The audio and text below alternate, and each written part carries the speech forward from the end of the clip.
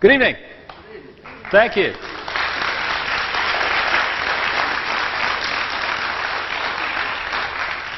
What a lovely theatre, isn't it? They don't build them like this anymore. Some of them are like those they put in, glorified industrial estates and stuff like that. Don't have the feel of a place like this, and it's a great asset to Liverpool. Nice to be here again. Last time I talked a great deal about what I felt was the spiritual revolution going on in the world, and I'll touch on that very much tonight. But I also want to talk about the manipulation that's going on in the world as well. A manipulation that wants to keep from us this spiritual knowledge and also wants to turn us into little more than robots that only think in ways that this manipulation wants us to think.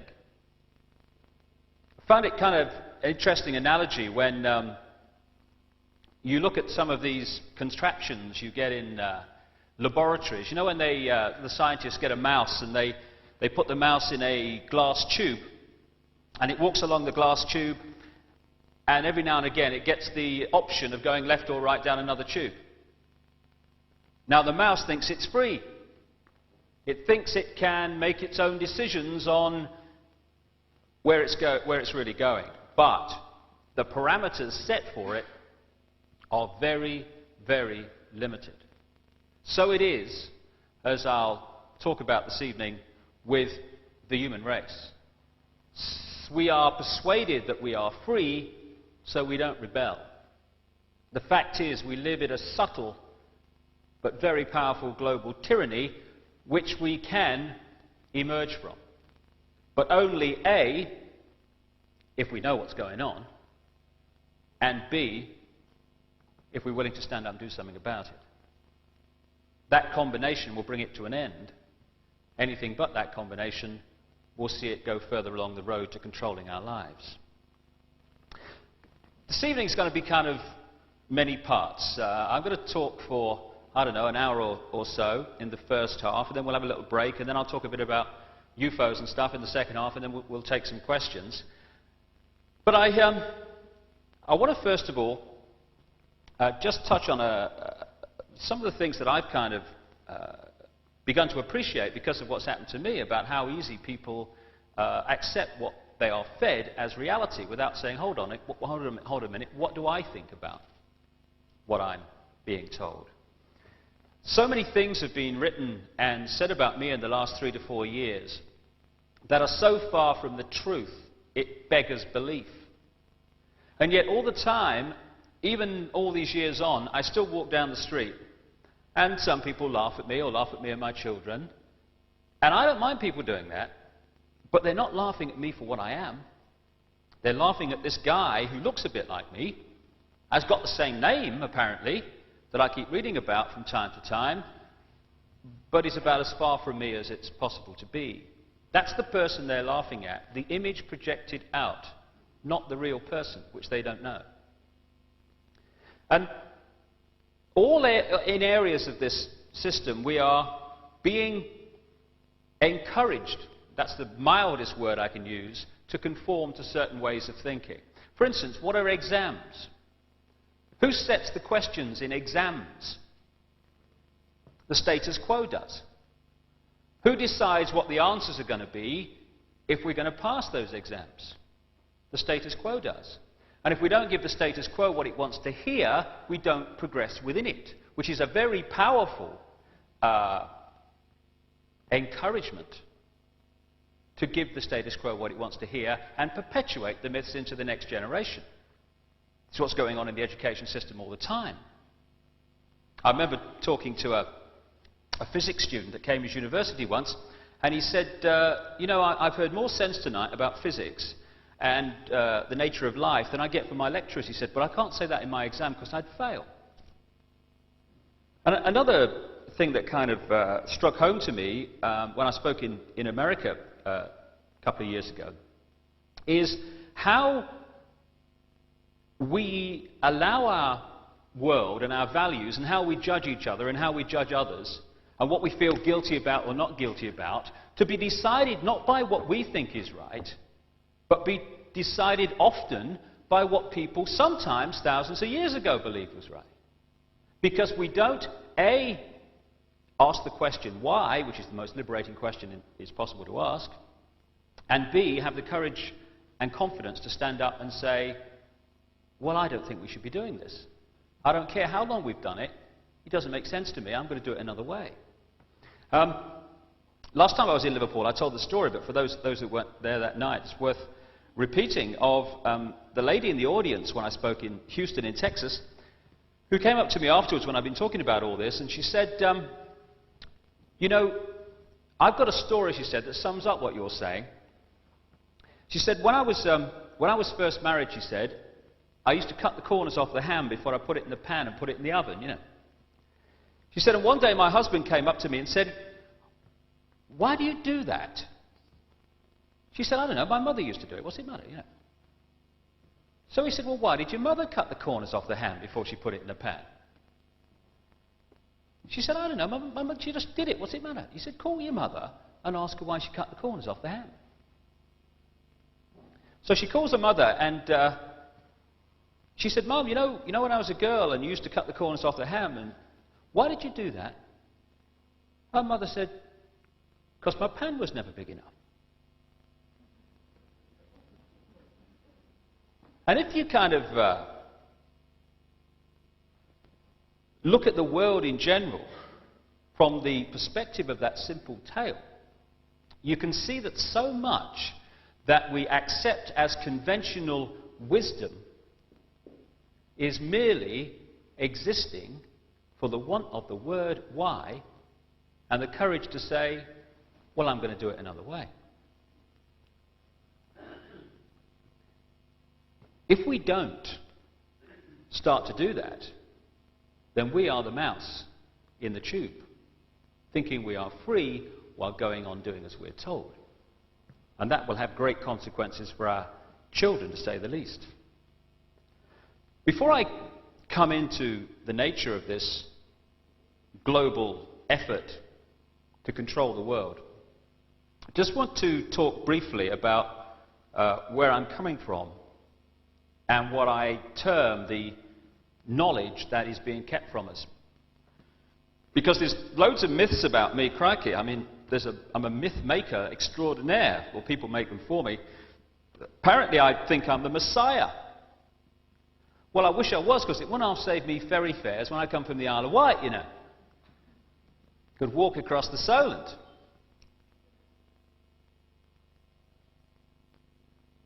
I've apparently discovered religion, which is really strange that I've written 6 books challenging the imposition of dogmatic religion and describing it as one of the greatest forms of mind control known to the human race. What I'm actually suggesting, and it's no more than what I believe and what increasing numbers of people believe, increasingly open-minded scientists too, challenges both the conventional views of who we are and what we're doing here. We're kind of offered the choice of believing that there is some judgmental God saying, you have sinned and you shall be punished. And that after one life on this planet, this guy judges whether we go to heaven or hell forever. The other alternative is that offered by conventional, this world is all there is science, which says that we are basically a cosmic accident of evolution, and we have no past, no future, and basically, as I saw on a t-shirt once, life's a bitch and then you die. Doesn't really seem like much of a choice to me. There is an alternative to both, which is increasingly emerging as the suppression is overcome, cast aside.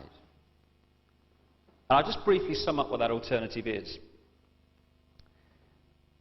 It's that everything in creation is the same energy in different states of being.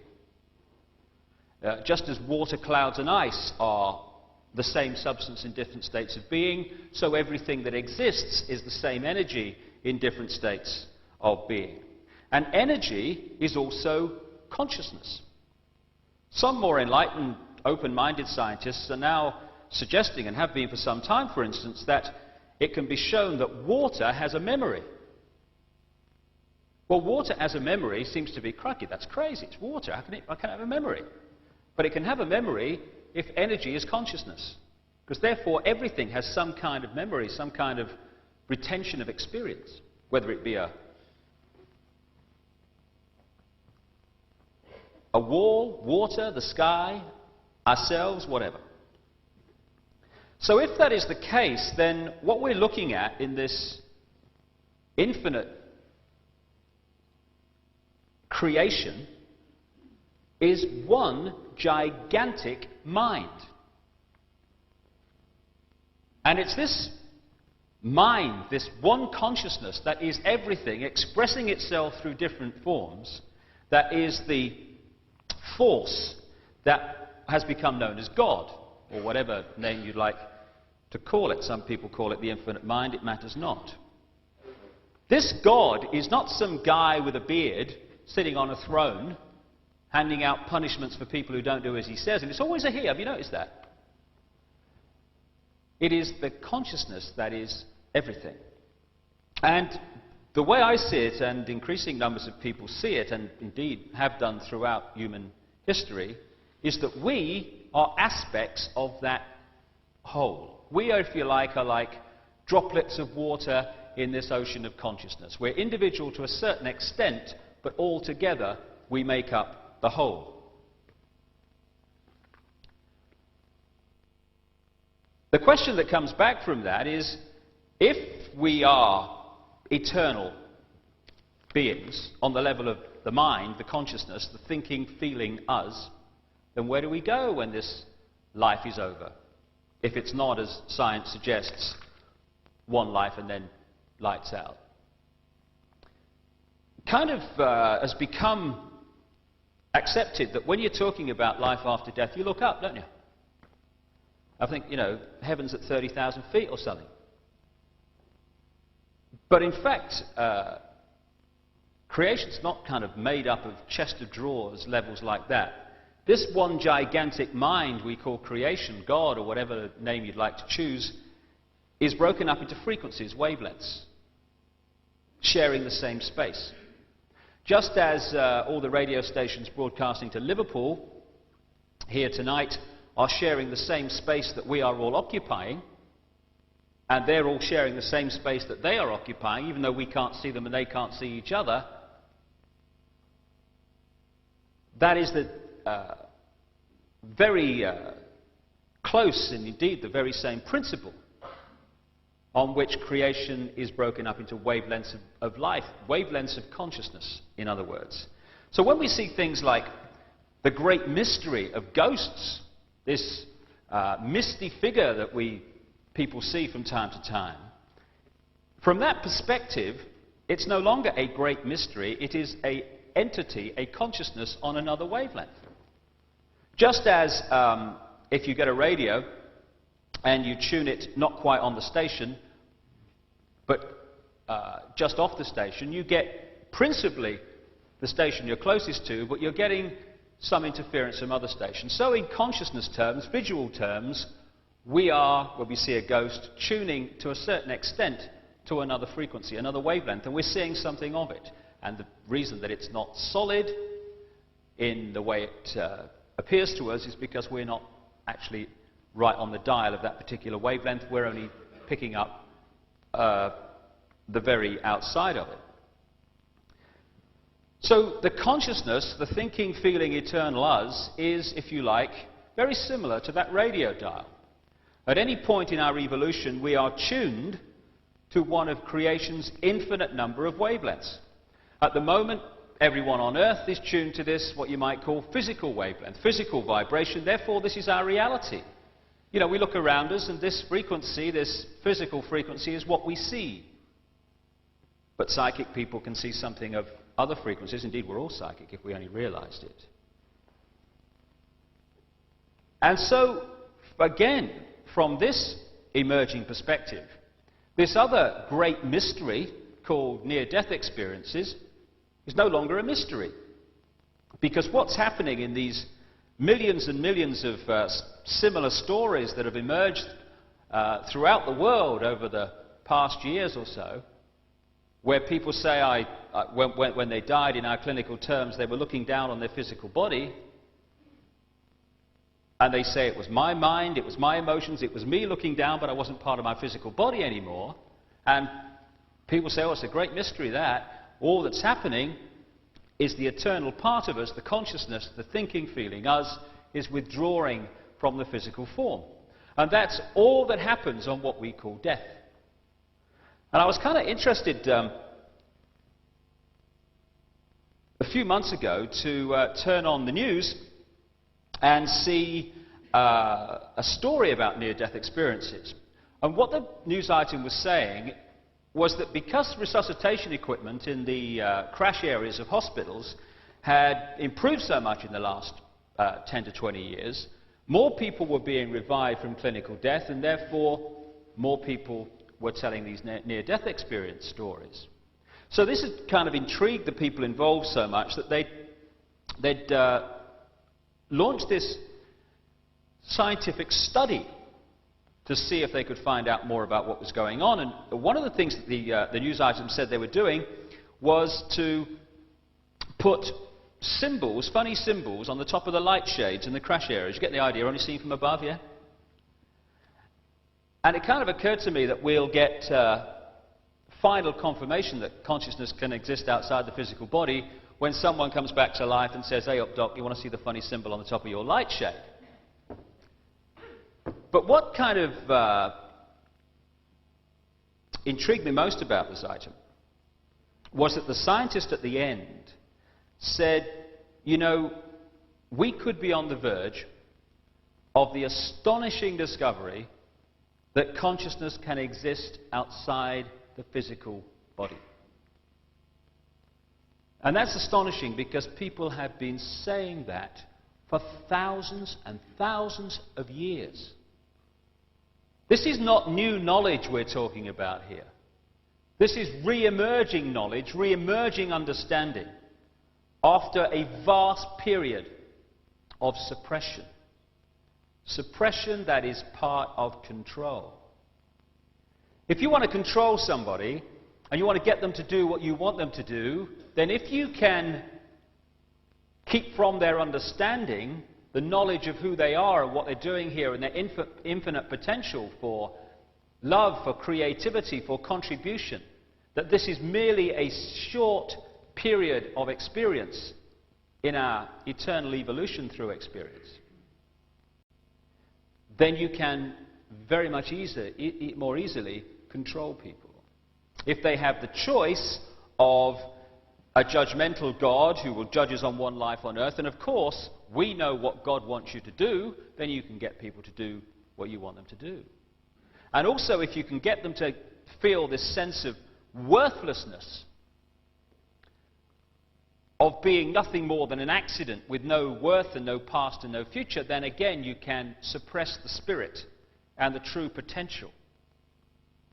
So keeping from us who we are and the nature of life has been fundamental, and it's only now that it's beginning to re-emerge.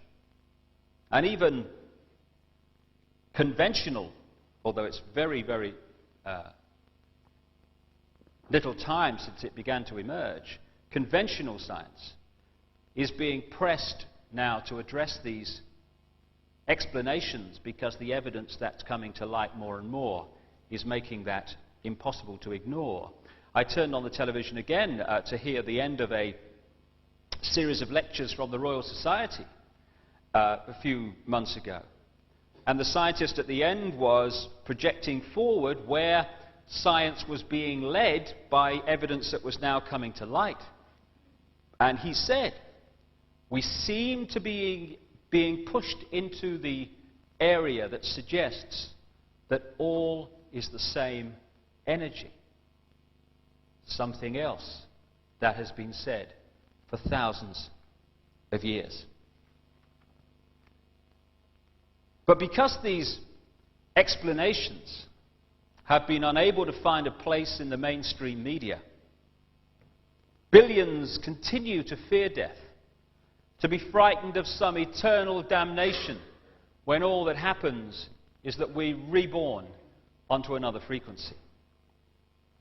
It has kept from us also the knowledge that over eons of time, our evolving consciousness has reincarnated on its journey into endless physical bodies. Black, white, red, yellow, rich, poor, Protestant, Catholic. And what a nonsense this makes of what we do to each other. The prejudice of racism, sexism, and all the rest. What those who consider themselves racially and sexually superior are really saying is, I've got a genetic spacesuit, a body, which was made in a different place and is a different colour or design to yours, therefore I'm superior. And yet, because this understanding has been lost, suppressed in the mainstream, we have conflict around the world that is based on the belief that this physical body, this finite vehicle for the consciousness to experience, is us. So you get people of a certain ancestral line of the physical body looking down their ancestral line, their genetic line, and seeing what another genetic line did to their genetic line maybe hundreds of years ago, maybe thousands of years ago. And because this is considered to be us, many people feel that they have to, in this life, get revenge on that genetic line because of what it did to them thousands of years ago, or hundreds of years ago, or whenever. And so you have these ongoing ethnic conflicts that go from generation to generation as one generation of dogma hands it on to the next one. And the great irony, of course, is that the reincarnation of the consciousness could quite easily create a situation where the consciousness in that genetic line that did something to this genetic line is now the same consciousness here. I mean, maybe I am going crackers, but every time I see Ian Paisley, something in my head says he was a pope.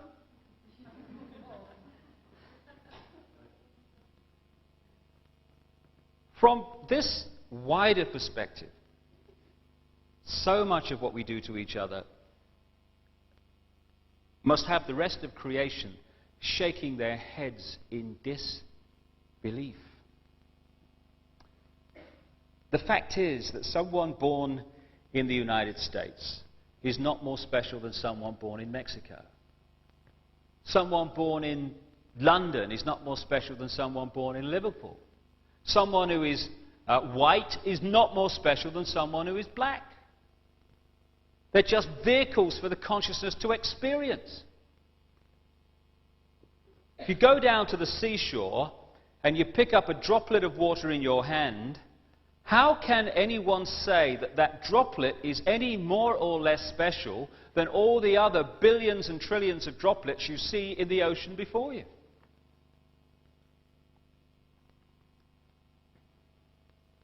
So when I began to understand all this and appreciate this other explanation to dogmatic religion and this world is all there is science, I started to ask a few questions of this situation. Like, how come that this explanation, at the very bottom line least, is as credible as the other two? How come the other two get guaranteed airtime, often no questions asked, here's your airtime, say what you like, and the alternative to both of them is ridiculed or condemned or suppressed by reflex action? The answer that I came up with was that clearly some people don't want the public to have access to this information. But who and what and why? And I began to ask other questions. Like, I don't know about you, but I've met a lot of people in my life, and I can't, to my knowledge, recall anyone who wanted a war, who had any interest in wars, who felt that wars were anything but horrific and to be avoided. So I thought, how come the world's been awash with wars throughout this century? Who's behind them? Or what? Or why? Then I kind of looked at this economic system that controls the world.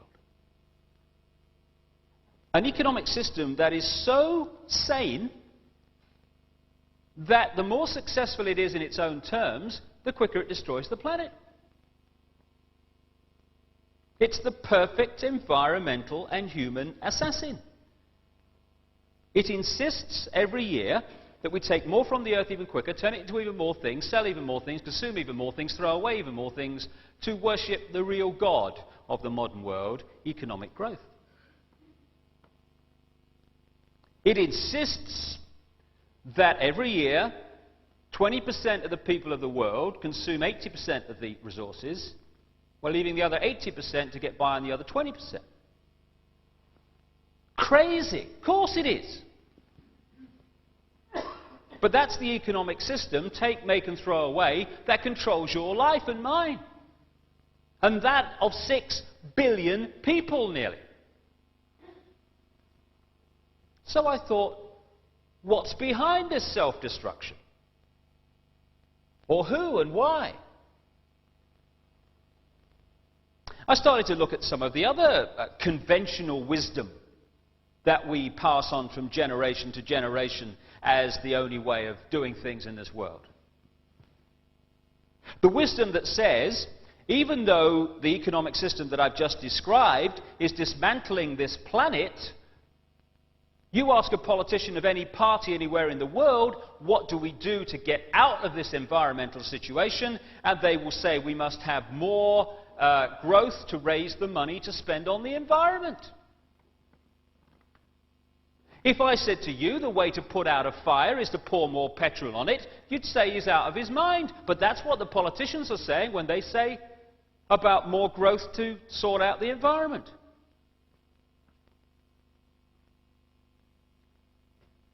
It's conventional wisdom that it's fine to treat animals as mere commodities, to be made as fat as possible, as quick as possible, on as little food as possible. To condemn every year billions of animals to a lifetime of pain, fear and suffering in the name of economics. You're sane if you judge your success in healthcare not by how many people are healthy, but by how many diseased people you manage to treat.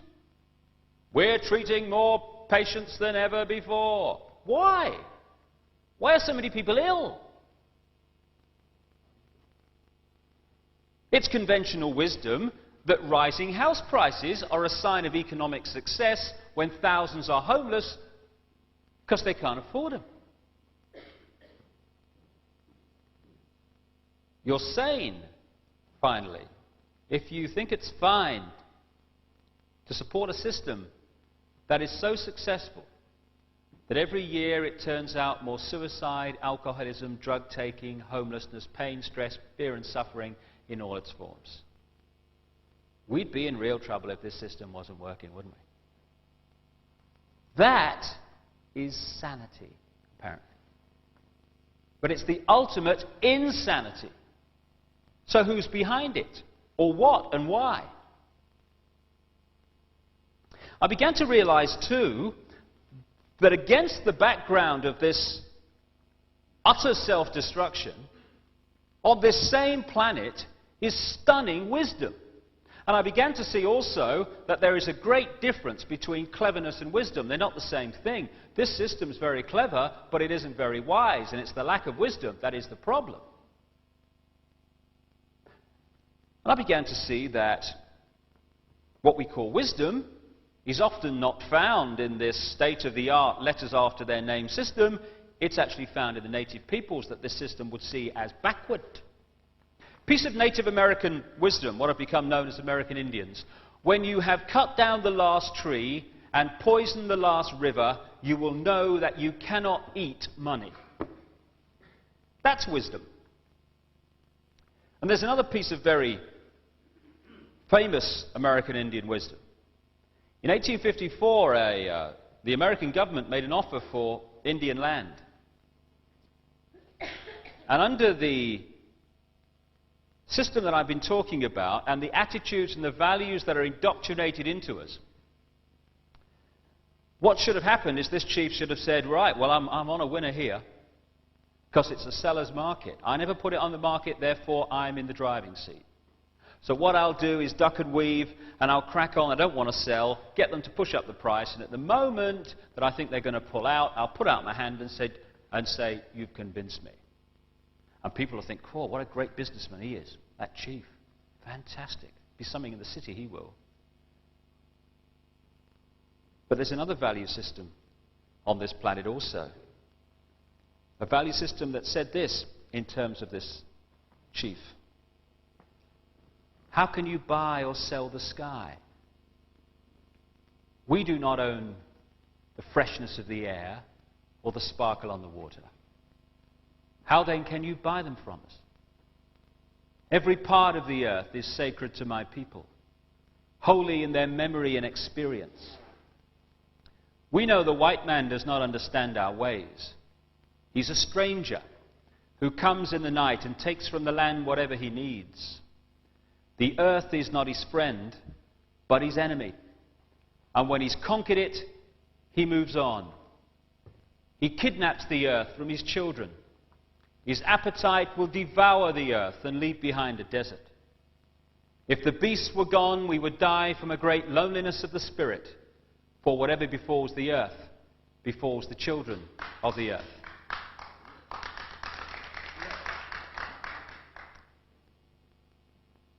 It's sobering to think that those words were spoken in 1854, when you look what has happened since. So I began to think about all this, and I also remembered that 2 or 3 times in my life, different people have said to me, you know, behind all this economics and politics stuff, you know a very few people actually control the world.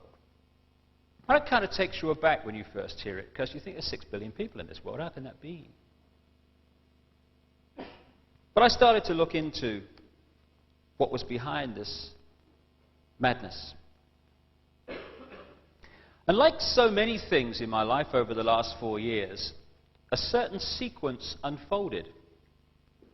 Once I had come to the conclusion that there was something in this, that thought pattern, if you like, suddenly from all angles, this information about what the hell's going on is hitting me all over the place. I spoke in Hull, and a guy came out of the audience at the end with, I'll never forget it, 3 blue plastic bags full of papers. And he said, I think you ought to read this. Thank you very much.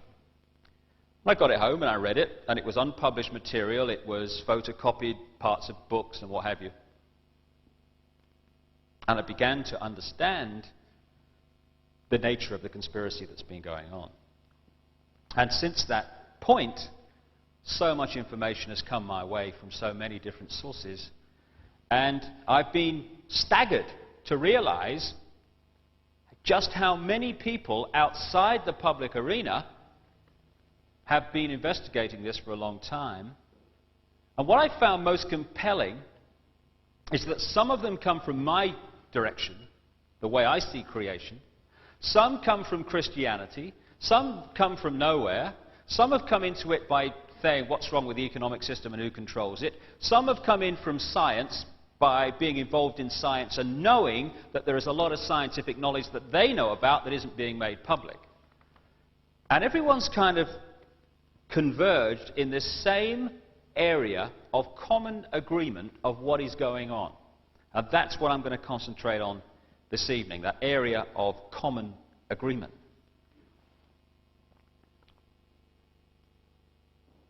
The story of known human history is really the story of the use and abuse of this esoteric spiritual knowledge, whatever word you'd like to use. The knowledge of who we are, the nature of life, and more importantly,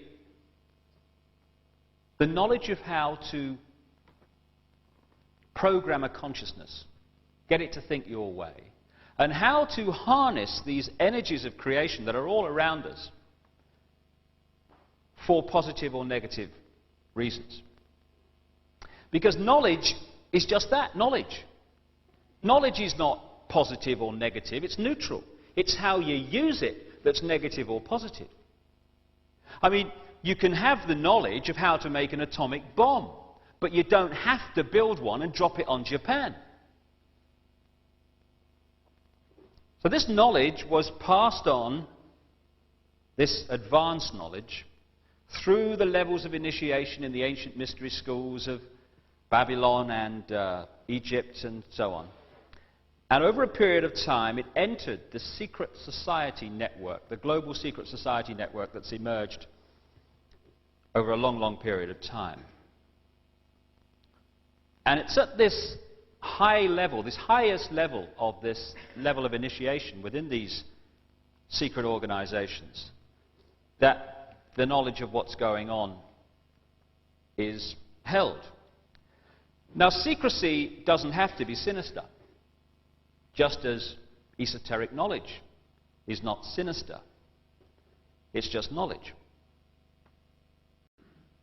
Many times during the savage reign of imposed Christianity and other imposed religions, through the Dark Ages and what have you and beyond, passing on this knowledge secretly was absolutely vital to the self-preservation of those doing it. So I can understand totally why this knowledge was passed on secretly through these levels of initiation in that period, and also through symbolic legends, symbolic stories that passed on the knowledge without actually coming out with it openly, which would have been fatal. I can understand also why some of the advanced knowledge that knows how to manipulate energy fields and energies to create great destruction was passed on only to people it was considered could be trusted with it. I can understand all that. But it would appear that over a period of time towards coming into the modern world, that this network of secret societies and the advanced knowledge that it contains at its highest levels has been infiltrated and string-pulled by a force that has used this network for very negative reasons.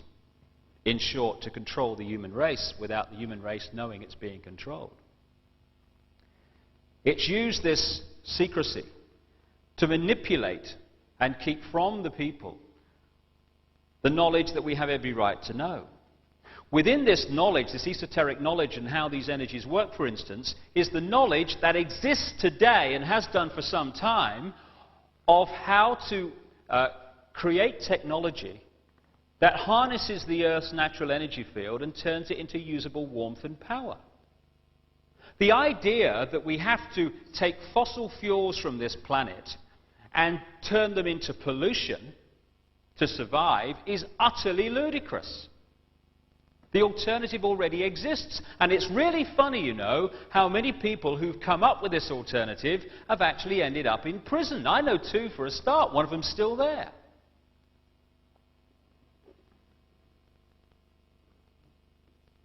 It holds the knowledge also of how to create technology, anti-gravity technology as it's called, that would make the space shuttle look like the technological equivalent of a London taxi. That knowledge is known in the world today. But knowledge is empowerment. And the last thing manipulators want for the human race is for them to be empowered. Empowered people do not succumb anything like as easy to control. The kind of long-term name going right back of this conspiracy is the great work of ages. It's used religion for its own ends, it's used science for its own ends, it uses any vehicle for its own ends. It does not have a party line, it does not have a basic religion, it just uses whatever vehicle is necessary to manipulate and control. It had another name that was very secret for a long time, but is now very public. The name is the New World Order. The very words spoken by George Bush after the blatantly engineered Gulf War of 1991, and now used constantly by politicians across the world to describe the future of global politics and economics. Today, the manipulation to bring about this new world order pervades every area of our lives. The people behind it may be strange, but they are far, far from stupid. They understand the system that I've been describing tonight because they created it. If you built a car from scratch, every nut and every washer, you would know everything there is to know about that car. They built the system. They know everything there is to know about the system and how to manipulate it. Indeed, it was created and structured to make manipulation easy. What the New World Order means is the creation of one world government to which all nation states would be subordinate, one world central bank, one world currency that wouldn't be physical money, it would be credit, one world army, and as I'll come to later, a microchipped population. Of course, the more you centralize power, obviously, the fewer hands can control the whole. And if you look at the history of particularly this century, you see that in all areas of our lives, whether it be local businesses or whatever, the power has gone away from the individual and the community, even the town and city, to the center. It's now moving on into the continent with the European community, which is, again, as I'll come to later, the final step before they go global.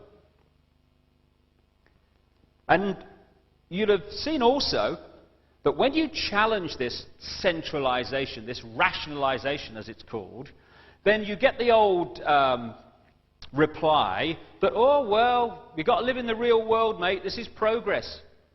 And they say, oh, well, you know, events in the world make it impossible for us to do anything else, you know, we've got to do this, got no choice. And that's a very good example of the way this new world order is being introduced by stealth. Because this global tyranny is not about tanks in the streets. It's what I've described as a coup d'etat on the human mind. The way it works, and has worked for a long time if we only started to realize it, is by engineering events and sending out messages through the media that get public opinion in any area that it's dealing with, whatever subject area it is, to get to that classic point where public opinion says about something, something must be done. And when we reach that point of something must be done, the people who have created the problem to get people to come to that state of mind then step forward with the solution to the problem, which just happens to be what they were going to do all along, and it also takes us further along the road to centralized global control. In the words of its own secret document, create problems, then offer solutions. And it's happening all the time. To bring about the situation where a problem is highlighted, something must be done, here's the solution, off we go to the next stage on the road. In 1986, someone bought an IBM copier at a second-hand sale. And when they got it home, they found inside a very thick document, which obviously shouldn't have been there, called Quiet Weapons, or rather Silent Weapons for a Quiet War. And this described a policy of mass public mind control that has been orchestrated on the people of the world, particularly the Western world, since the 1950s. See if, I'll just read you a little bit of it, see if you recognize the world this document is describing. Experience has proven that the simplest method of securing a silent weapon and gaining control of the public is to keep the public undisciplined and ignorant of basic systems principles on the one hand, while keeping them confused, disorganized, and distracted with matters of no real importance on the other hand. This is achieved by 1. Disengaging their minds, sabotaging their mental activities, providing a low-quality program of education in mathematics, logic, systems design and economics, and discouraging technical creativity. 2. Engaging their emotions, increasing their self-indulgence and their indulgence in emotional and physical activities by A. Unrelenting emotional affrontations and attacks, brackets, mental and emotional rape, by way of a constant barrage of sex, violence and wars in the media, especially the TV and the newspapers. B. Giving them what they desire, in excess, junk food for thought, and depriving them of what they really need. 3. Rewriting history and law, and subjecting public opinion to the deviant creation, which I take to mean don't tell them who they really are. Thus being able to shift their thinking from personal needs to highly fabricated outside priorities. These preclude their interest in and discovery of the silent weapons of social automation technology. The general rule, it says, is that there is profit in confusion. The more confusion, the more profit. Therefore, the best approach is to create problems and then offer solutions. Diversion summary. Media. Keep the adult public attention diverted away from real social issues and captivated by matters of no real importance. Does that describe our media today or what? Schools. Keep the young public ignorant of real mathematics, real economics, real law, and real history. Entertainment. Keep the public entertainment below a 6th grade level. Work.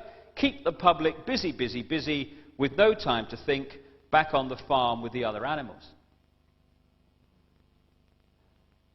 Give you another example of this. When legislation is being planned against, say, a target group of people, they don't just sit round a cabinet table and decide one day that's what we're going to do, and then they set about doing it. It happens long before then. Public opinion has to be softened up against the target group of people. So what you see over a period of time is lots of media coverage of this group of people, and they are presented by events and what have you as, quote, a problem. And this has been done with the travellers, for instance. So after a period of time, public opinion gets to the point where it says something must be done. And at that point, they come forward with the legislation which was waiting in the background all along. And you know how they find out if public opinion has reached the desired level to whack out the legislation? It's our old friend, the polling organisations. They're not there to test public opinion to see what people think so that governments can react to it. They are there for 2 reasons. First of all, to find out if the propaganda of various kinds on the public mind has worked or not, or whether it needs another batch.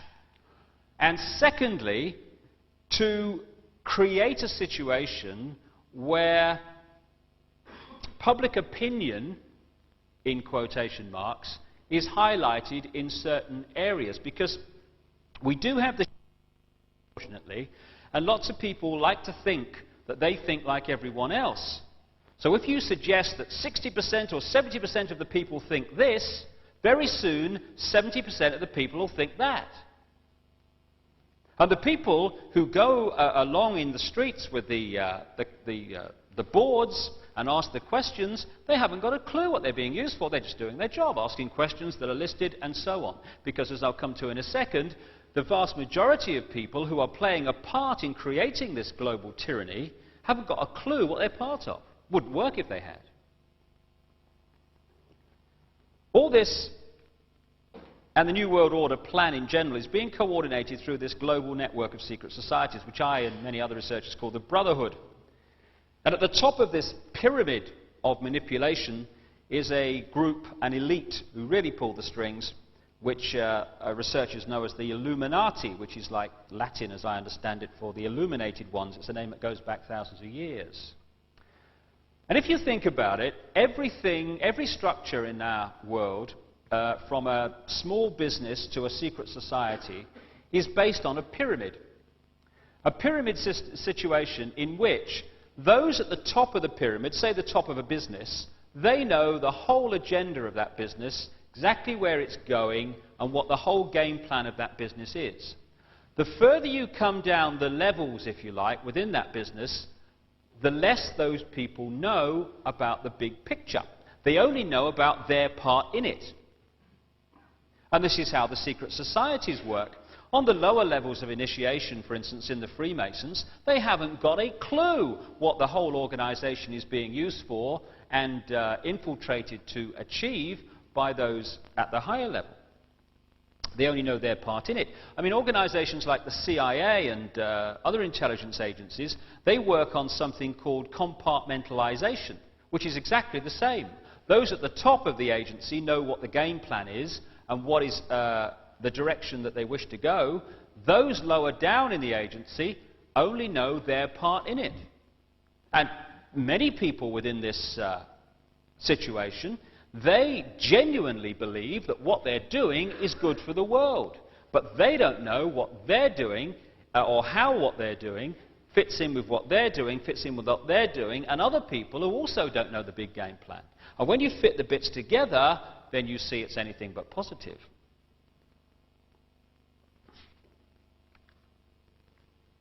Like I say, if this was a conspiracy involving enormous numbers of people, it wouldn't work. Someone would spill the beans years ago. It's a very tiny number of people who know the real game plan, and everyone else in that pyramid is manipulated. So who are they, this elite that we talk about? And how, people might rightly ask, can a conspiracy continue over at least many centuries? Because people die, don't they? I mean, it will all end, wouldn't it, if when people die, it would die with them. But of course, as I'll come to in a sec, because of the way it's structured, it doesn't work like that. The they are people who are initiated into the highest levels of this great global network of secret societies.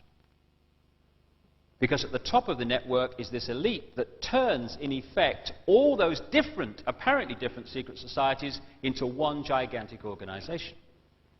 And at that elite level are people who have been initiated into the real agenda.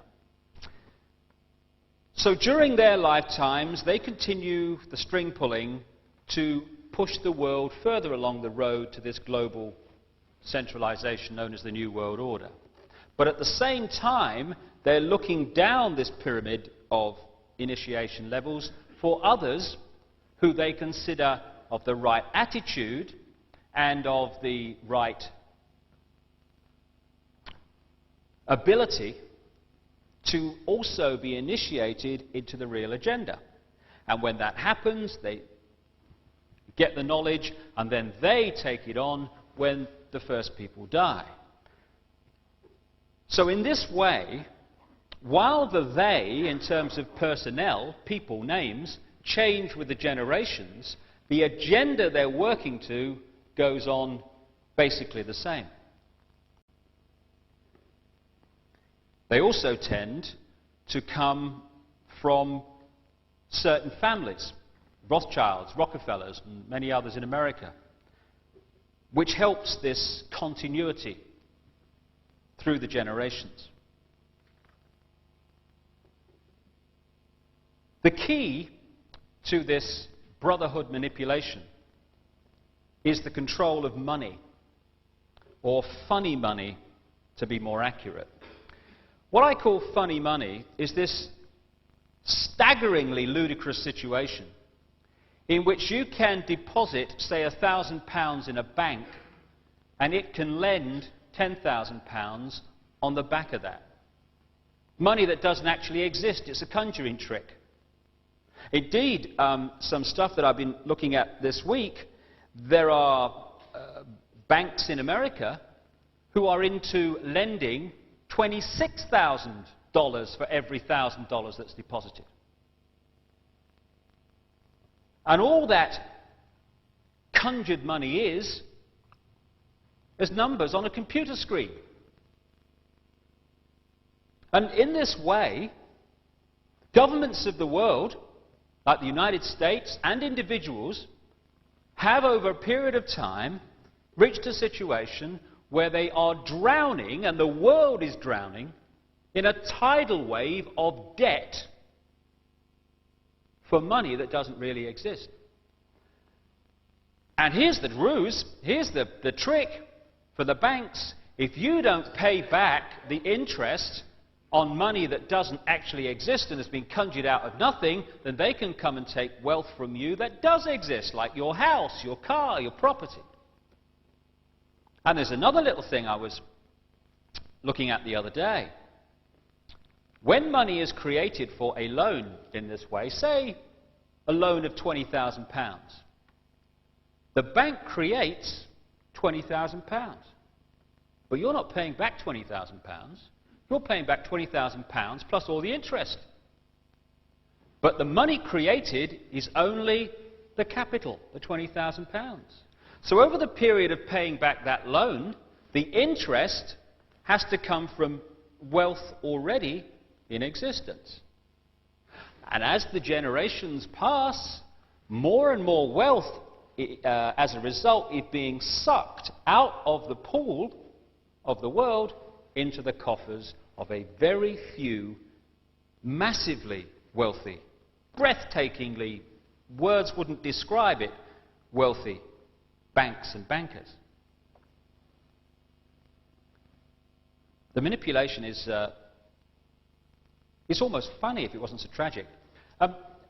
Back in the time of the Battle of Waterloo, the guy who was in charge of the Rothschild Empire was a guy called Nathan Rothschild, who was an absolutely brilliant manipulator of this system. And there's one kind of story that sums it up, really. When the Battle of Waterloo was fought, and the result was known, Wellington won, the moment it was decided, Nathan Rothschild was off across land to the English Channel. Crossed the Channel as quick as he could and ended up in the financial centre of London. Dishevelled, panic-stricken, to announce that Napoleon had won the war. He then very publicly started selling off some of his stocks at ludicrously low prices. Panic!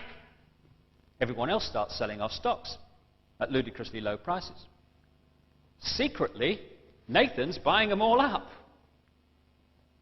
And of course, in those days, we never had radio, television, so it took some days to get the result of the war back, because Nathan was ahead of the game. When the result came that Wellington had won, panic over. Stocks go up, Nathan sells. And he made a colossal fortune out of that. And that is a good example of how, right up to the modern world, these things are manipulated. When we turn on the news and we hear about stock market crashes or runs on the pound or whatever, they're not accidents. They're engineered. The people who make a fortune out of economic catastrophe are those who know economic catastrophe is coming. And they know it's coming because they caused it.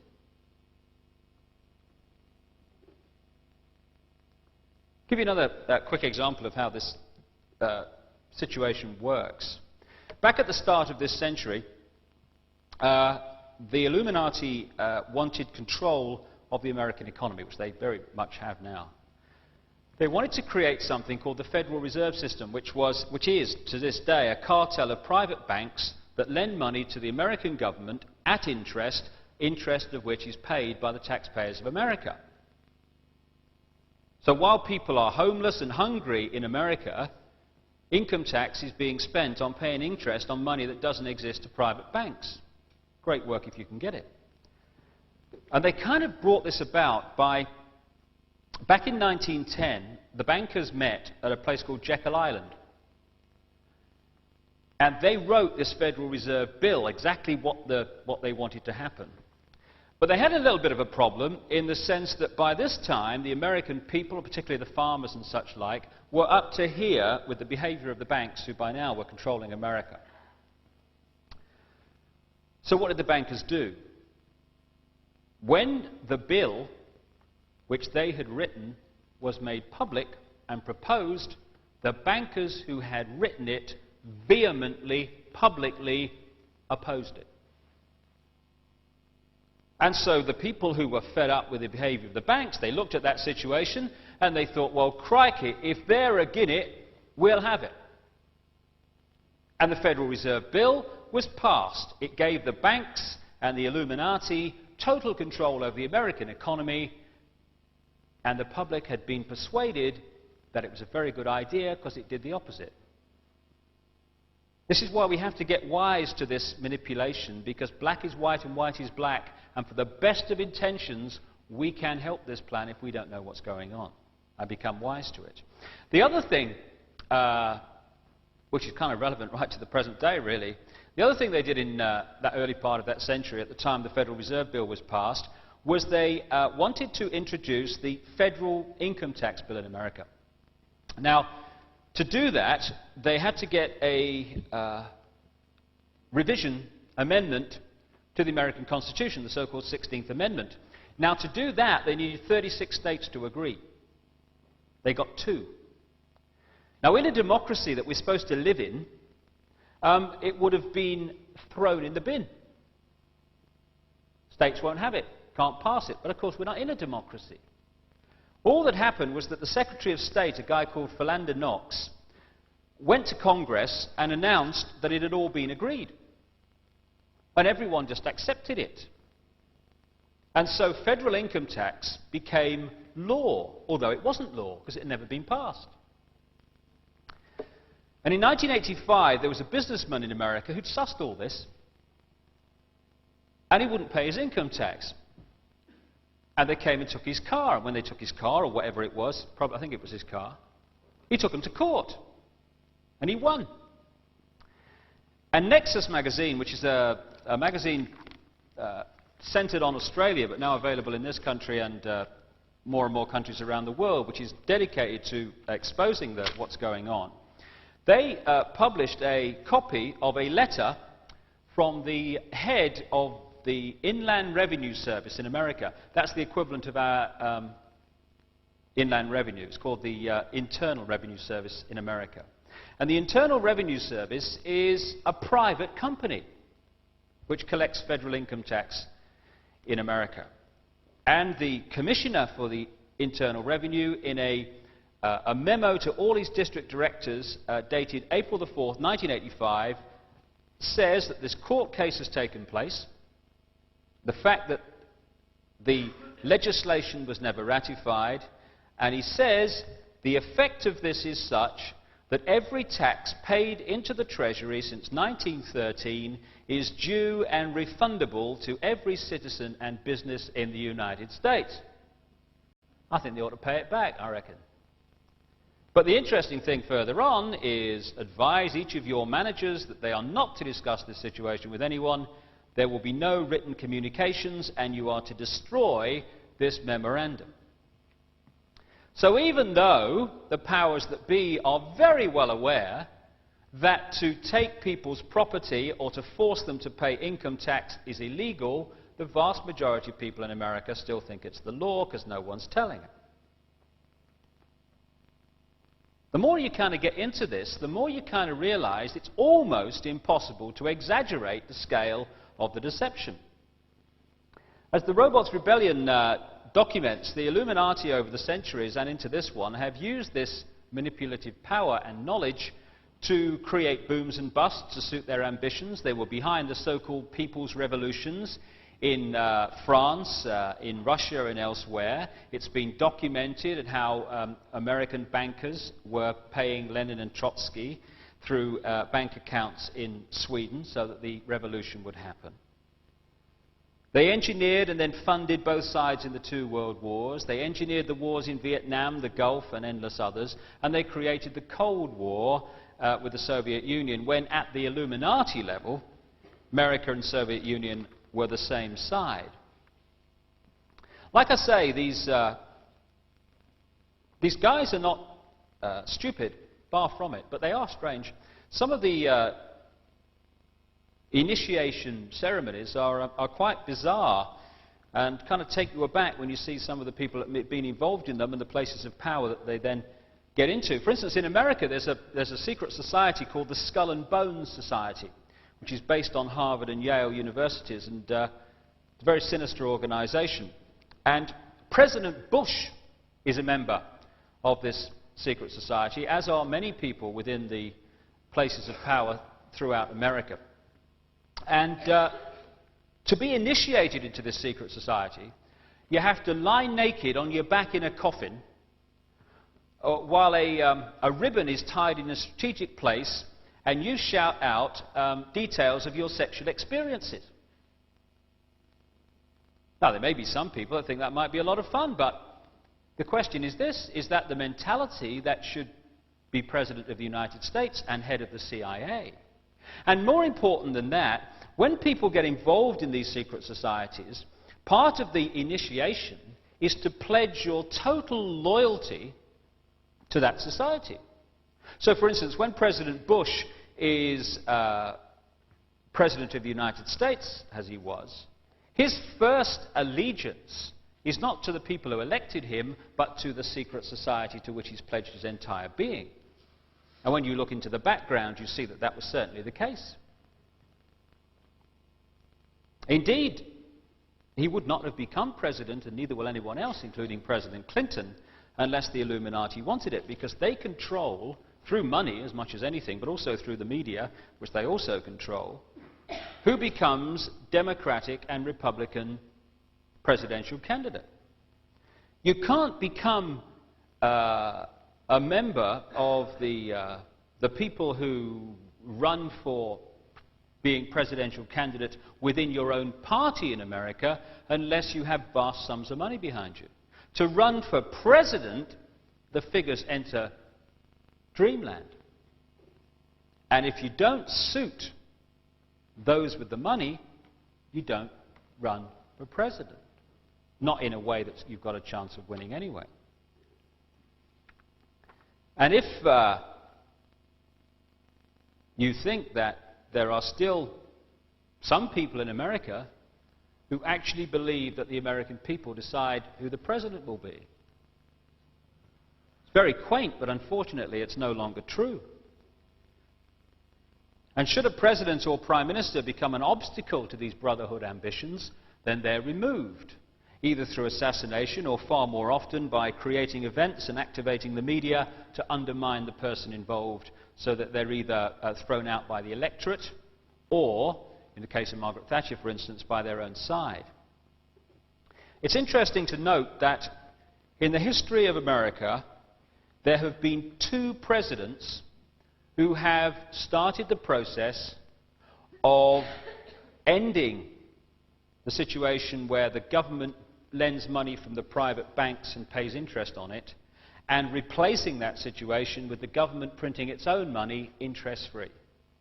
2 presidents have started the process of doing that. One was Abraham Lincoln, the other was John F. Kennedy.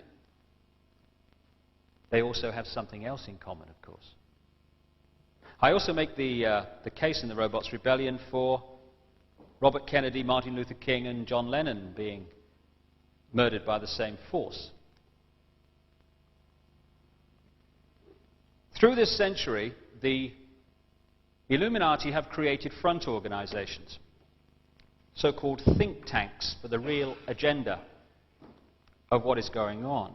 And most of the people, again, or many of them anyway, involved in these organizations have no idea what they're being used for. A guy called Cecil Rhodes, an Englishman, back in the latter part of the last century, had this ambition to create a one-world government based on Britain and to form a secret society to help to bring about that end. And the secret society became known as the Round Table. The Round Table is structured on classic secret society lines, with people only allowed to know what they need to know, and most people not knowing the real agenda. When he died in 1902, Rhodes bequeathed money to set up scholarships for overseas students to come to Oxford University and to promote his one world government beliefs and to have them indoctrinated into these one world government beliefs. And the most famous recipient of this scholarship today is the Rhodes Scholar now occupying the White House, Bill Clinton. After Rhodes died, the Round Table was taken over by a guy called Alfred Milner, who was a banker and highly influential in the First World War, Lloyd George's war cabinet, and by those who controlled the Rockefeller and Rothschild empires. In the 1920s, this network of think tanks were added to, or created, with the creation of the Institute of International Affairs in London, now known as the Royal Institute, with the Queen as its patron, also known as Chatham House. In America, another group was set up called the Council on Foreign Relations, set up with Rockefeller money. In 1972 came yet another of these front organizations working in concert with each other, called the Trilateral Commission, set up by the Rockefellers with a guy called Zbigniew Brzezinski as its head. Became public in 1973. The immediate ambition of this Trilateral Commission, incidentally, was to put a Trilateral Commission member into the White House as President of the United States as quick as possible. They managed it in 3 years when Jimmy Carter became a member. And he filled that administration with trilateralist members. His national security advisor was our old friend Zbigniew Brzezinski, who actually started up the Trilateral Commission. The Vice President, Walter Mondale, the Secretary of State, Cyrus Vance, and all the major players, or most of them anyway, in that Carter administration were Trilateral Commission members, an organization that had only been going for 3 years. Members of these front organizations, the Trilateral Commission and the Council on Foreign Relations, are in all areas of American politics, banking, business, the media, and any other area that requires manipulation. The United Nations is another front organization for this centralized one world government. The actual building is actually built in New York, the United Nations building, on land given free by the Rockefellers, and the structure of the United Nations was written during the last war by a committee of the Council on Foreign Relations. And the UN is being used now as a vehicle to introduce a world army under central control. Conflicts are being created around the world to get public opinion globally to say about the United Nations' ability to respond to these conflicts which are being engineered, something must be done. And the solution that will be offered is, well, what we need is a permanent army so that we can react immediately. You know, when you've got things like Rwanda, and people say, where's the UN? Why do they react so late? They don't react so late by accident. They react so late on purpose to create the situation where we say the UN has got to be more effective. And they say, well, if we're going to be more effective and react to these things, then what we've got to have is a permanent army. And that is now in the process of being created. Create the problems, offer the solutions. These front organizations, or these front groups, are organizations within organizations, because the members go off and become part of the government, become part of the military, the security services, the education system, the media, the economic system, and they work to their own agenda within these organizations. All are infiltrated with this New World Order philosophy by members of these brotherhood fronts. And if you want to know what the future foreign policy, and this can be proved to be true if you read the back numbers, if you want to know what the future foreign policy of the United States will be, you just have to read a magazine called Foreign Affairs, the magazine of the Council on Foreign Relations. Because what it writes today, the American government will do tomorrow. We have a democracy in the United States and in Britain and in other so-called free countries. You must be joking. In 1990, there was an Illuminati coup d'etat in Britain, and no one realized it. Another major element of this network of front organizations and secret government of the world, which is what it effectively is something called the Bilderberg Group. It's called the Bilderberg Group because it first met publicly in 1954 in a hotel called the Bilderberg in Holland, the Netherlands, under the chairmanship, for a long time, of Prince Bernhard of the House of Orange, who was a member of the German SS and later became chairman of Shell Oil. The Bilderberg Group is run by the Rockefellers, the Rothschild empires, among others. And it brings together once a year, and it never meets in the same place twice, all the people who can help with the manipulation in all these areas that I'm talking about. Media, politics, and in politics I'm not talking about Fred Jones, MP for Margate or whatever. I'm talking about prime ministerial level. The Director General of NATO is always there. And they meet, as I say, once a year, never meet in the same place twice, to decide what the future is going to be for the following year on the road to the New World Order. The Bilderberg Group is designed like all the others. It's a series of circles with a central core elite. The steering committee, or the permanent staff of the Bilderberg Group, they know the agenda, and they're working constantly full-time towards it. Then there is another circle outside of that, which are the regular attenders of the Bilderberg Group meetings. These are people from the media and all the areas that I'm talking about, who also know the agenda, but they work towards it not within the Bilderberg Group full-time, but in their own area of influence, wherever it may be. And then there is another circle who are politicians and people from other areas of influence who don't know the full agenda, or even sometimes any agenda, but are invited to maybe one meeting, maybe a couple, to be fed the party line that centralized world government, etc., is a good idea. So remember, the Illuminati and the Bilderberg Group and this network I'm talking about want a world government, world central bank, world currency and world army. And the penultimate stage towards that is the creation of trading blocs around the world, European Community, the North American Free Trade Area, and one based down with Japan and Australia. And from this situation where you have the three trading blocs that are now becoming centralized politically and centralized in terms of currency, or that's the way that we're being pushed, they then will go global. And it's interesting, I came across only this week a quote in a book written in 1942 by Joseph Stalin, that great liberal from the Soviet Union. And in his book he says this, 1942, "Divide the world into regional groups as a transitional stage to world government. Populations will more readily abandon their national loyalties to a vague regional loyalty than they will for a world authority. Later, the regional can be brought all the way to a super world government." And that, in a paragraph, is precisely what these trading blocs around the world are being created to do. Now, anyone who gets seriously in the way of that aim of a United States of Europe has to be undermined and removed in some way.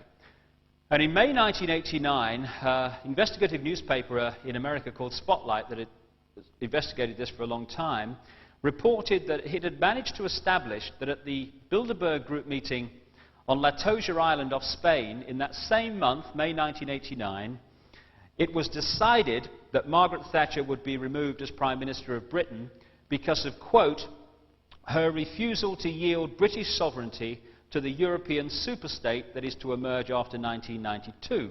And of course in 1990, a year after that Bilderberg Group meeting, Margaret Thatcher was removed while in office. Now, personally, I couldn't be more opposed to the policies of Margaret Thatcher, but if she's going to be removed, it should be by the people of this country and not by some secret unelected government. And of course, what happens in that situation is that people lower down the initiation level, the gophers, get the order that she's got to go.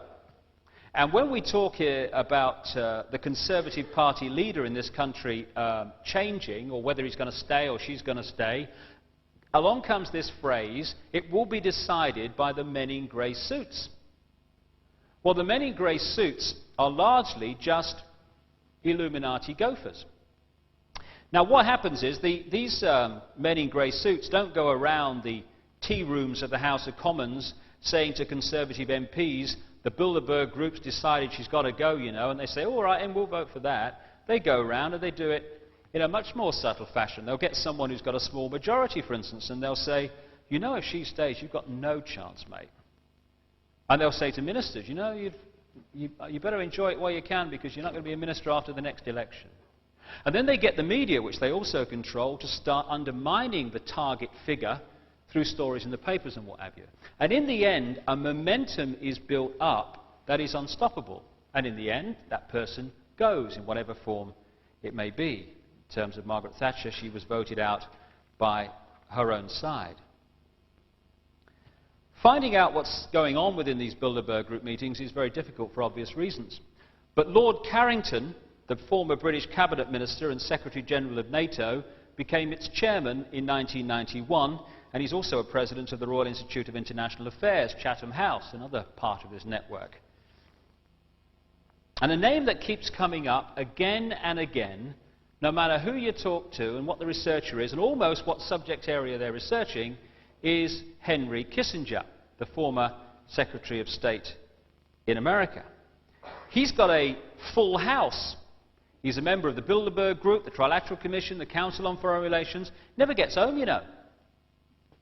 He must be at a meeting every hour of every day. Other people known to have attended the 1991 Bilderberg Group meeting in Baden-Baden, Germany, was Bill Clinton, then the governor of Arkansas, the Rhodes Scholar, who then became president very soon afterwards of the United States. The Secretary-General of NATO was there in 1991, when Spotlight had a very good year of uncovering who was there. So were the high and mighty of politics, banking, the Rockefellers, representatives of the big global companies, the military, the media, and people like the owner of the Washington Post, Katharine Graham, who also has a full set. She's a member of all these different front organizations, very cozy little club. And it's interesting that you don't read reports of these Bilderberg group meetings in the Times, the Sunday Times, the Sun, Today. Funny really, because one of the people at that 1991 Bilderberg group meeting, and very much involved in the organization, was, according to Spotlight, a man called Andrew Knight, the then chairman of Rupert Murdoch's News International, which owns all those papers. You don't read about Bilderberg meetings in the Daily Telegraph either. And yet its owner, Conrad Black, was also at that meeting and has been at many others. And who just happens to be on the board of the Hollinger Corporation of Conrad Black that owns the Daily Telegraph and goodness knows how many other outlets, media outlets around the world? Henry Kissinger and Lord Carrington. Same names keep coming up all around the place, time and time again. See, journalists are not there to inform the public. They're there to direct opinion in the desired direction. They are manipulated to manipulate everyone else. Very few are real journalists.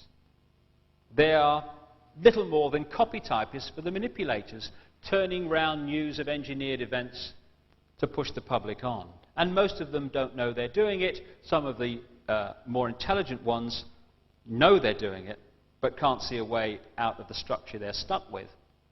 There's a guy called John Swainton, a long-time editor of the New York Times, who worked in this situation for a long, long time, and then when it came to his retirement dinner, he spoke to his staff in terms that spoke the truth that he'd been holding within himself to preserve his job up to that point. What he said to his staff was this: there is no such thing as a free press. You know it and I know it. There's not one of you who would dare to write his honest opinions. The business of a journalist is to destroy truth, to lie outright, to pervert, to vilify, to fawn at the feet of mammon, and to sell himself, his country, and his race for his daily bread. This is the important bit. We are tools, vassals of rich men behind the scenes. We are jumping jacks. They pull the strings, we dance. Our talents, our possibilities, and our lives are the property of these men. We are intellectual prostitutes. So we have a structure of manipulation which is string-pulling the politicians of all political colours, the media, the intelligence agencies, the big companies, and the global banking system.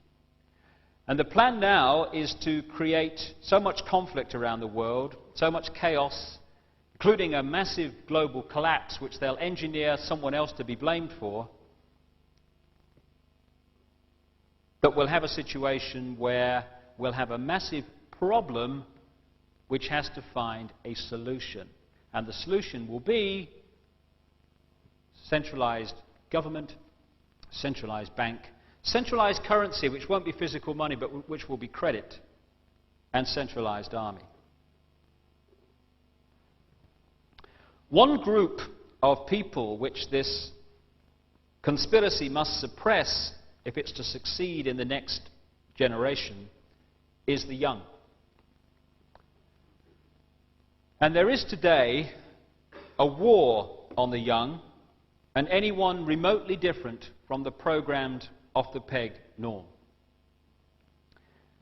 The Illuminati agents, bizarre as it may seem, and I can understand that it does at first sight, the Illuminati agents within British intelligence and the CIA and other major global security services control the world market in illegal drugs through other aspects of the Brotherhood network like the Mafia. They do this for three main reasons. First of all, to make enormous amounts of money which they can then channel into their own secret projects without having to divert it from government channels which could be traced, not least because a lot of the covert operations that secret society, security services are involved with are against their own government.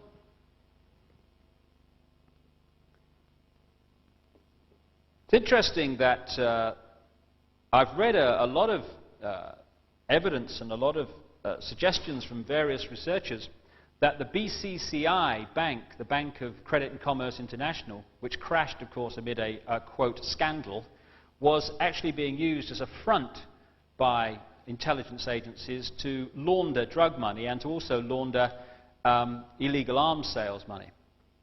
And it's interesting also how you can be duped if you don't know the background to what's going on, because when the scandal of the BCCI broke, the American government appointed a guy called Senator John Kerry of Massachusetts to head the investigation into this scandal. And he made all the right noises. He stood up and said, you know, this is a scandal and we must get to the bottom of this and I'll do everything I can, no stone unturned, you know the stuff. Well, he never got to the bottom of it. His investigation came up with basically nothing. Now, you may think on the face of it, well, he just wasn't very successful. And then you realize that he's also a member of the Skull and Bones secret society that other members of the government are also involved with. Maybe he shared a coffin with George Bush, you never know. The second reason for expanding the use of drugs is that in the name of a war on drugs, you can persuade the public to hand over powers of arrest and search and raids on homes that they'd never accept unless there was a problem that had to find a solution. Create problems, then offer solutions. For instance, if you want to have a more authoritarian police force or an armed police force that hasn't been armed before, and you want to do it not only without the public challenging you, but with the public demanding that you do it, what do you need? You need more high-profile, very public, violent crime. Something must be done. Armed police force, more authoritarian laws, thank you very much, duped again. The third reason for the CIA's involved and others' involvement in drugs is that they know that a drugged-up, screwed-up young generation is so much easier to manipulate than one which is aware of its infinite potential for love, creativity and contribution to a positive change in the world. The ease with which young people can have access to drugs today is absolutely ludicrous, and it's ludicrous because it's meant to be ludicrously easy. It's been shown that British intelligence and the CIA were experimenting with LSD long before it was unleashed on the young in the 60s. And if people think it's far-fetched, then you just got to look at what the British did through the East India Company to the Chinese. When they wanted to exploit and control the Chinese, what did they do? They tried to get them hooked on opium. Same principle. They want to break the spirit of the young in every way they can to stop them thinking, expressing their individuality, and realizing their true and infinite potential.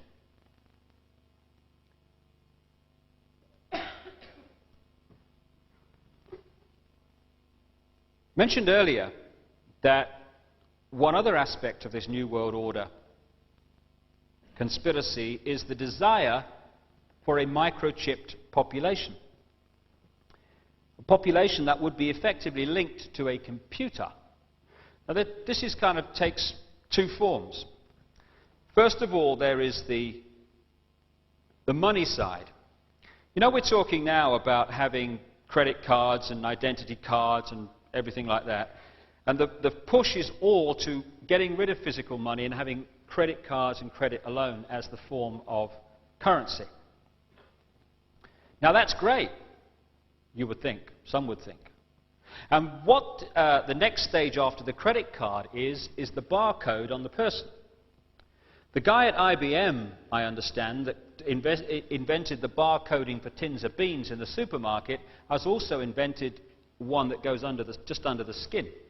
So instead of going in the garage or the shop and using a credit card across the thing like that, you would be linked to a computer by this barcoding. The problem is, if the computer says, no siree, you don't have an alternative of saying, oh okay, then I'll pay with cash, because that's not going to exist in the longer term, which is very much part of this plan. So suddenly we're under the control at that point of a computer deciding whether we are going to have the things that we need or not. And there's another aspect of this microchipped ambition that the Illuminati have, and that is the microchip that can tell them exactly where we are at whatever time we are. And again, on the face of it, it sounds like fantasy land, all that stuff.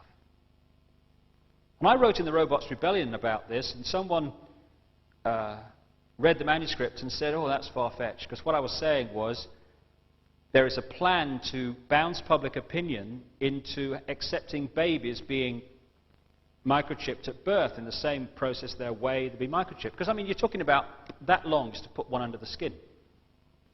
And it does sound far-fetched, I can understand that, but the kind of evidence I saw was compelling enough for me to put it in. Just after the book came out, I picked up a magazine and an article by a guy called Dr. Carl Sanders, who is a highly acclaimed electronics engineer in America. And he was developing a microchip to help spinal injury patients. Put inside and help the messages go down the spinal cord, presumably. And he said in this article that at some point, this project was taken over by what he described as the One World Brigade. And he said he attended about 17 meetings, some in America, some in Europe, which were discussing how this microchip could be turned into a form of identification linked to a computer. And guess who attended the meetings? Old Henry again. Gets everywhere, Henry. And I said in the Robots Rebellion that I felt that what they would attempt to do to bounce public opinion, problem solution, was to highlight missing children stories.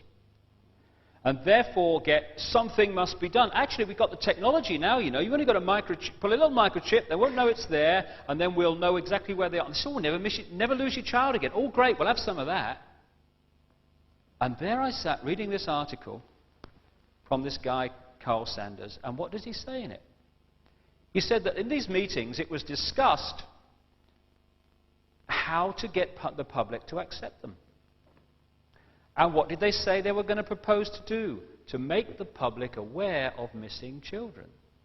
And one of the things they did in America, and are possibly still doing, I don't know, was to get one of the dairy multinationals that is linked to this whole, or elements within which are linked to this whole business. And they put missing children on all their milk cartons. So all the time, subconsciously or consciously, we're being hit at breakfast in America with missing children, missing children, missing children. Problem, problem, problem. Something must be done. And of course, what's happening in America now in terms of animals, all this is accepted. You'll never lose Rover if he's microchipped. Well, we'll have some of that. Dogs and animals in America are increasingly microchipped and linked to a computer. In fact, I saw a story on a local news bulletin down the south recently, south of England, which said that it was being done to horses and stuff like that. So this is not technology that's somewhere in science fiction future. It exists now. The question is, how is the public mind going to be manipulated into accepting it?